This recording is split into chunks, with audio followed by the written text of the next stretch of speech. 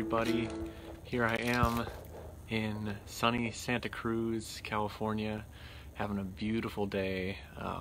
Went to the beach for a meditation, just by myself, at the cliffs, at the ocean a few blocks away. Met my friend Robert's place, new friend Robert. Just met him yesterday, and staying with him. He's part of the dance tour I'll be going on. He's got a ton of sweet plants, and his roommates, you might be able to see that little Buddha, but he's got a bunch of figs. This is a date palm over here. Got a bunch of veggies and some really beautiful amaranth going on. I'm kind of tied to this wall outlet right now, so I can't show you the beautiful blood red amaranth plants, but they are wonderful, and I'm sure they are delicious as well. But today, before I head out to the local library, do some work before our dance tour starts, so I can just kind of clear the slate and be present. I highly recommend doing that before any vacation you go on. I'll be doing a post next week about taking time off and how to do that in a wise way, so that you don't have things hanging over your head in the planning that takes.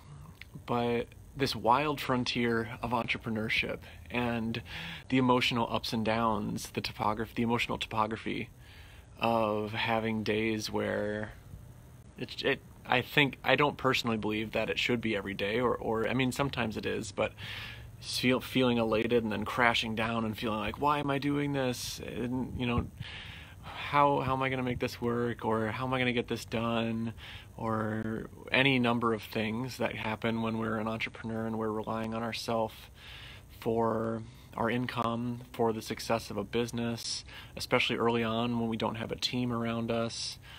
You're lucky if you have a wonderful business partner who you can really count on. That's a really, really deep blessing to have in your life. And it's also a blessing to be out on your own and be able to make your own decisions and just run with things. But that's what I wanted to talk about. And one of my mentors, I've done this program with Alex Sharfin. He's really, really amazing dude, and his team, Luke and Deanna and a bunch of other people that have been so helpful for me and the others in this program.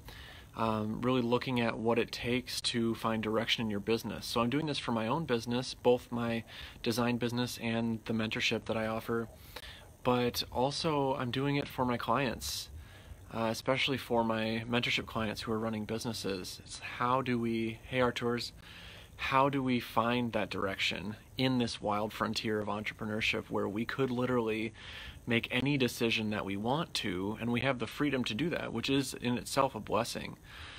But finding that direction, I'm going to turn this around just for a sec. So our just showed up. You can see the awesome plants, figs and other things in front of me. Creating that direction when the landscape is so open, wide open, and the cues that we're picking up on, knowing how to recognize those cues of meeting a certain person or having a certain challenge come up in the business and knowing how to deal with it, how to recognize, say, if a person is a potentially an ideal client for us, someone we really want to be working with as in the project that they have to offer, and the level of commitment and inspiration and engagement that they bring to the table.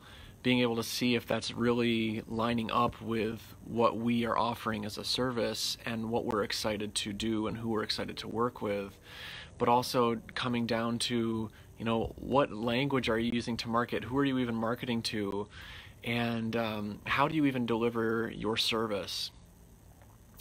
How do you even set up your back end of your business, the administrative side of paying the bills, of tracking the income and the outgoing expenses, and when to make that happen and prioritize certain things over another.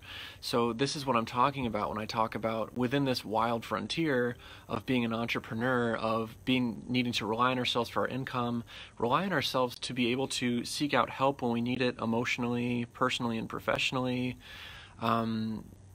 Relying on ourselves to make time for self-care, make time for focusing on the business, such as there was a really cool dance event that's going on before I go on this bus tour. It's going on right now as I speak, and I don't feel like I'm missing out because I'm really excited to work on my business. And the reason I'm excited to work on my business is because I've looked at a lot of this very deeply, and I know that what I'm doing in my business is moving it forward. So I know that there's a reason why, say, I'm prioritizing my business over this initial event, so that I can be most present for the rest of this week while I'm on this dance tour of the southwestern U.S. And really what it comes down to is finding this direction. One, I believe that meditation is so helpful. Some type of mindfulness practice, maybe that's a walk in nature every morning for you. Something that's a routine, that's a ritual for you to start your day with is so critical. And being able to be honest with yourself is another piece of that. And I've gone through some of that in previous posts and videos. Let me know if you're interested in some more of that stuff. I can send you a link. But there's 5 areas of our businesses that I've learned through my mentors and learned through my own experience that really can help us understand where we're going in the business. And so it's moving from, I see it as a tree. So we've got the roots of the tree, which is finding our purpose, finding our vision, being very clear about that. And then the trunk and the main branches. The trunk would be finding our prospective clients, finding our leads, finding the people that we want to work with. That's the trunk. The main branches, those next stems off the trunk, would be the relationships that we're building with people. So we've got our vision, which actually comes before, it's actually 6, because the vision's an extra one in the beginning, because it's so important to be clear about what you're doing. You're finding leads, that's 1. You're building relationships. You are actually making sales is 3. So that would be, say, the flower.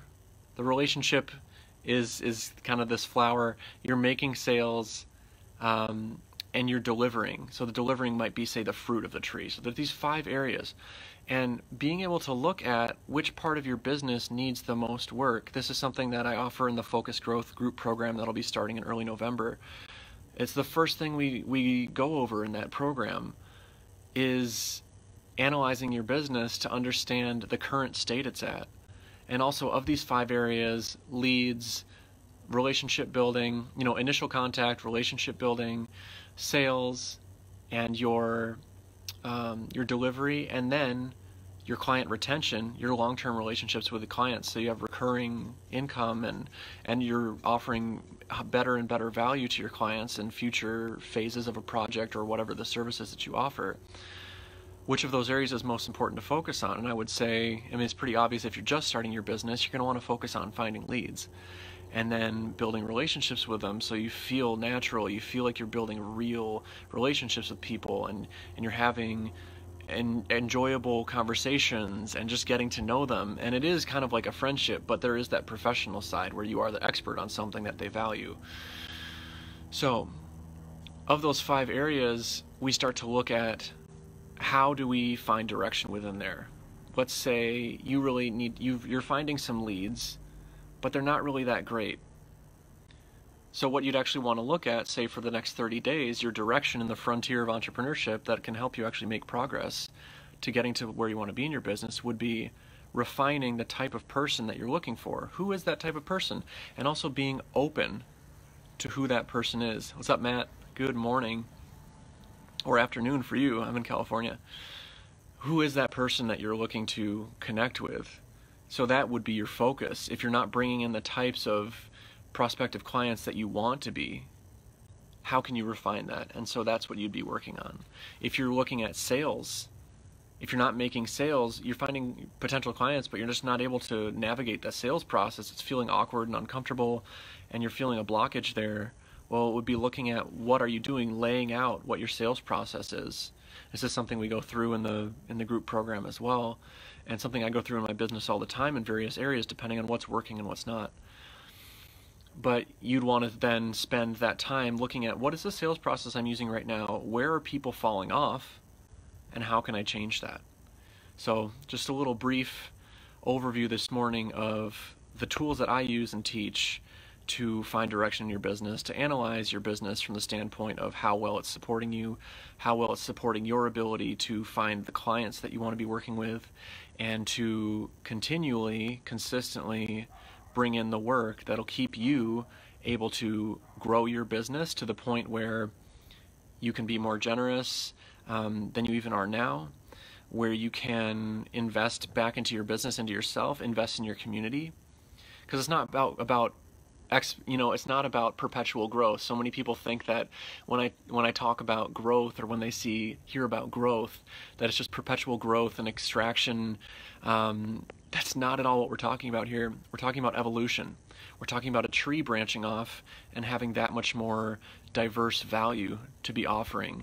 In the service that you offer, in the time that you create for yourself to take a day off a week and plant trees or spend time with your family, and the benefits that that brings to you, to the world around you.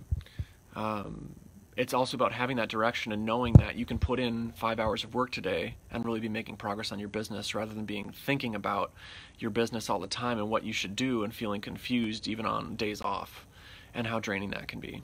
So ultimately, it's about this holistic aspect of how a thriving business can actually benefit your life in very deep ways. If you guys got anything in particular out of this video, I'd love to hear about it. Leave me a comment, send me a PM. If you'd like to hear more about the Focus Growth Group program starting on November 4th, reach out to me as well. We can set up a free 15-minute call, talk about it. Have a beautiful weekend.